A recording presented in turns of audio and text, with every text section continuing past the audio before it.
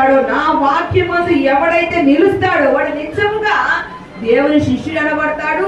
అలాగే సత్యములు నడుస్తాడు. ఆ సత్యము వారిని స్వతంత్రులుగా చేసింది. దేవునికి స్తోత్రం. హల్లెలూయా.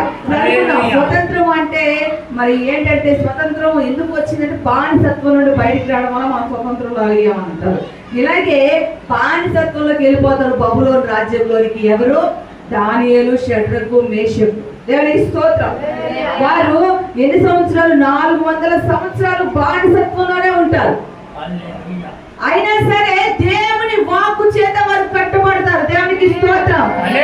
వారు దేవుని వాక్కు చేత కట్టబడ్డారు కనుకనే వారు బానిసత్వంలో ఉన్న వారు అలాగే లేరు. ఒకసారి చూసినట్లయితే దానియేలు గ్రంథంలో మనం వారు అలాగూ లేరు. ఎలా ఉన్నారంటే అధికారులుగా ఉన్నారు. దేవునికి స్తోత్రం. మంత్రిగా ఉన్నాడు, ప్రధానమంత్రి దానియేలు. అయితే వాళ్ళు దాసులుగా వెళ్ళారుగా, బబులోను చెరలో ఉన్నారుగా.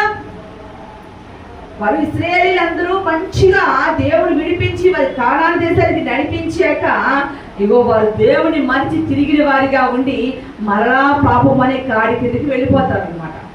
ఆ టైంలో బబులోను రాజు వారిని మీదకి వెళ్ళి యుద్ధం చేసి వారిని చెరగా తీసుకెళ్తారు. దేవునికి స్తోత్రం. చెరగా తీసుకెళ్ళమంటే దాసులుగా తీసుకెళ్తారు. ఇప్పుడు మనం చదువుకున్న ఎవరైతే దేవుని వాక్యంతో నిలుస్తాడో వాడు సత్యమును అనుసరిస్తాడు, వాడు స్వతంత్రుడిగా ఉంటాడు. అలాగే దానియేలు, షడ్రకు, మేషకు, అబేద్నెగోలు అన్నవారు దేవుని వాక్కు చేత నిలబడిన వారుగా మనం అక్కడ చూస్తూ ఉంటాం. దానియేలు గ్రంథంలో వాళ్ళు దాసులుగా వచ్చినప్పుడు వారు దాసులుగా ఉండరు. దానియేలు మంత్రిగా, షడ్రకు, మేషకు, అబేద్నెగోలు కూడా అధికారులుగా ఉంటారు. ఎలాగ వాళ్ళు ఉన్నారంటే దేవుని మాట మీద నిలబడ్డారు. దేవునికి స్తోత్రం.